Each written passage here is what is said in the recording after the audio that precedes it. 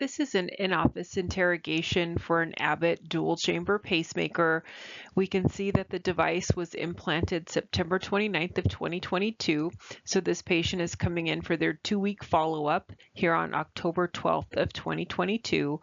Battery we expect to be, beginning of service. Your longevity is not going to be accurate at this point because the outputs on the device are set at this high output mode, which we do for new implants, and then we will lower those in about 4 to 6 weeks. But you can see these tests that were run on September 29th. So those were going to be the initial implant tests. So we can see that the atrial threshold was actually kind of high that day. And the ventricular threshold was nice and in range. Not that the atrial is not in range. We expect that if we saw a very good or a large current of injury, we can see that the threshold has gone down and our sensing is nice and stable. So don't be alarmed if you see that right off the bat. Typically, they'll just program the output a little higher on that wire, and then we just keep an eye on it.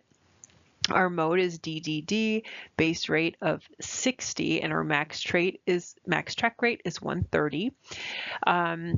These have been updated because I made some programming changes right when I was, kind of going through this initial interrogation, but I'm going to walk you through exactly why I did that.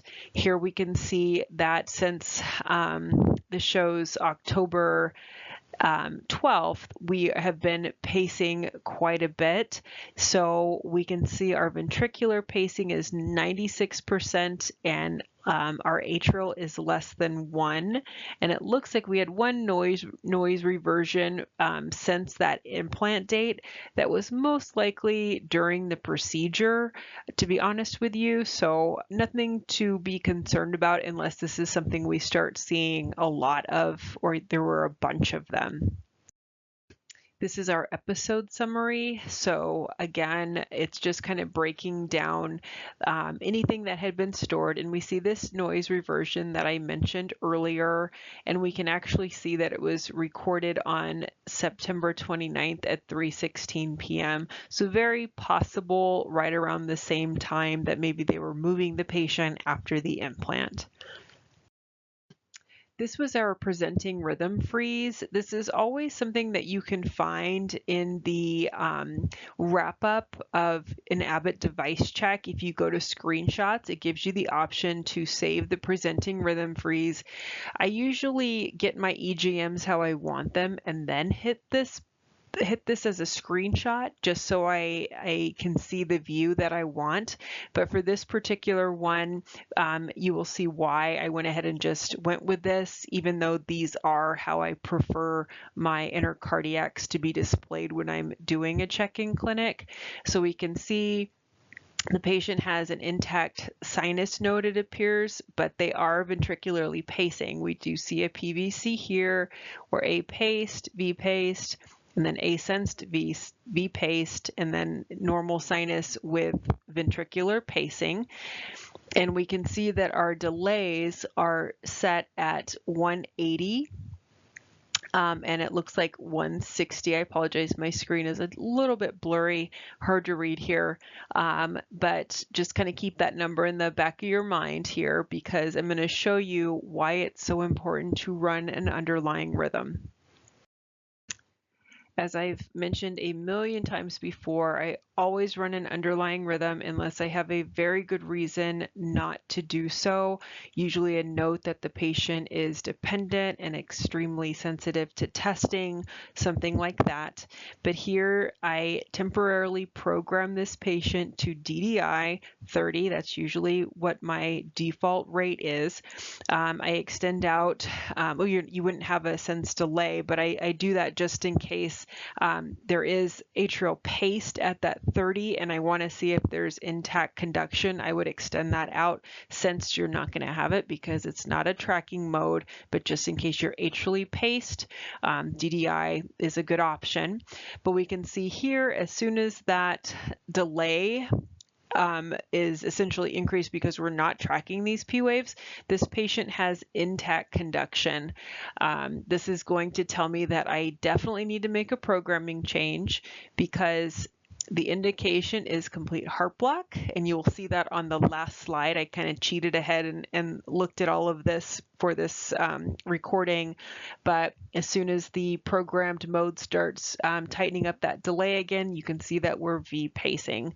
So this is going to tell me right off the bat I need to extend those delays or consider turning the algorithm on that will randomly search for intact conduction, and that's our ventricular intrinsic preference algorithm.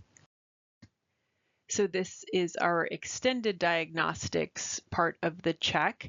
Again, it just breaks down how much atrial pacing, ventricular pacing, how many PVCs. It's going to give you a percentage as well as a total count. It's going to give you, AV intervals, but it can only do that if it has time to conduct, and it's not doing that because the delays are too tight. So I anticipate on the next in-office device check, these are going to look much different. Again, just breaking down the different timing cycles here, A-sense, V-paced, A-pace, V-paced, A-sense, V-sense. Always kind of interesting to kind of comb through these. Again, this is a very new implant, so the data, we don't have a whole ton to compare it to, but it is here nonetheless. You can see our atrial rate histograms. This patient does not pace in the atrium. This little sensor right here, this little dot would be if the rate response was on. It's just kind of showing you what it would do. Again, we'll get more into that as we talk about the sensor and rate response on the device.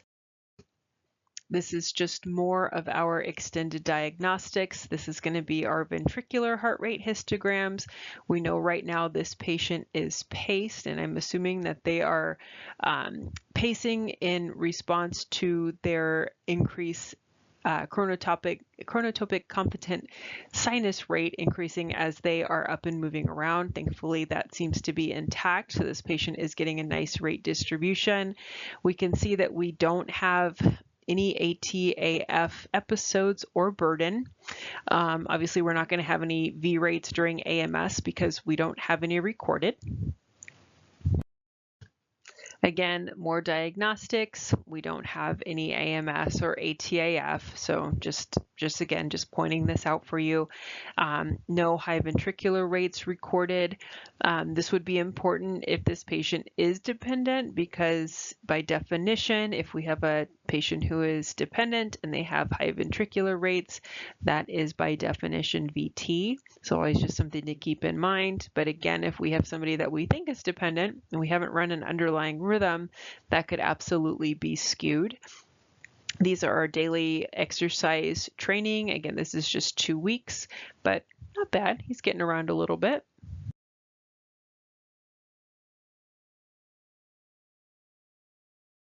So these are our testing snapshots. So you can see our atrial capture test.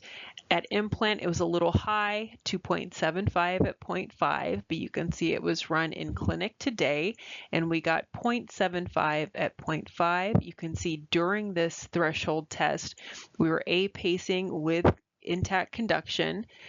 And then we A-pace, A-pace, A-pace here, we lose capture, and then in turn V-pace since we didn't capture the atrium. I always love DDD because you get dual confirmation of loss of capture if you are running it in a patient who has an intact sinus node.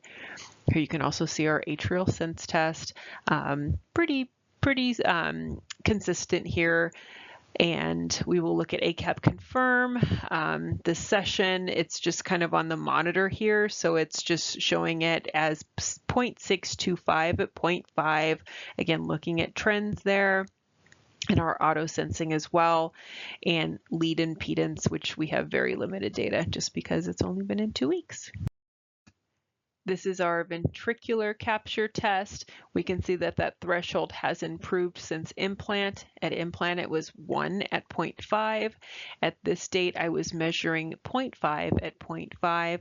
I still ran it DDD just because I feel like it's more comfortable for the patient. You can see I sent up a pacing impulse here and lost. We are getting sensing measurements as well. Again, that's why we're going to ultimately reprogram the delays. And then here is our ventricular lead monitoring impedance graph. Just a battery snapshot. Again, not a lot of information here just because the device is new. So if I'm going to my wrap-up overview, again, this is where I saw, and again, when you print these out, it can be a little bit backwards. I would have seen this on the FastPath screen as well if I looked up at the patient data. The indication was complete heart block. Well, it's obviously intermittent complete heart block based on what we saw today. So all of these wires and device went in on September 29th of 2022. Battery, these are our current measurements, which are fantastic. You can see here that this is where I changed out the paced AV delay and the sensed AV delay. I did decrease the atrial output. Initially, they had put it up to 4. That was because that threshold was initially high. I am leaving it high because this is still a new implant. It had only been in 2 weeks. So I will bring this patient back in about a month, run everything again, and optimize the battery. I set up a leadless channel for our EGM configuration. I wanted 3. I changed the delays a little bit, and that's just because of changing the AV delays. It's going to automatically change some of our other rate responsive delays. That wasn't anything I actually went in and did. It just does that automatically based on whichever set of programming configurations you're dealing with. And you can see here that I turned on the ventricular intrinsic preference, that VIP algorithm. I turned it on to extend for 150 milliseconds. Usually do that. I apologize, it's not on that slide, but I usually do that for 3 intervals and to search for 30 seconds. And then that would be denoted as VIP on a screenshot of an EGM. So what I would write up for a device report for this particular patient is that, the indication was complete heart block, but the patient presented today with an underlying rhythm of normal sinus rhythm with conduction. So I extended out the delays, left outputs high as it's still a new implant. We'll have the patient return in 1 month and run everything again, and we will optimize the battery at that time. If everything looks good, we can go with yearly device checks for this patient. But that is the importance of running an underlying rhythm.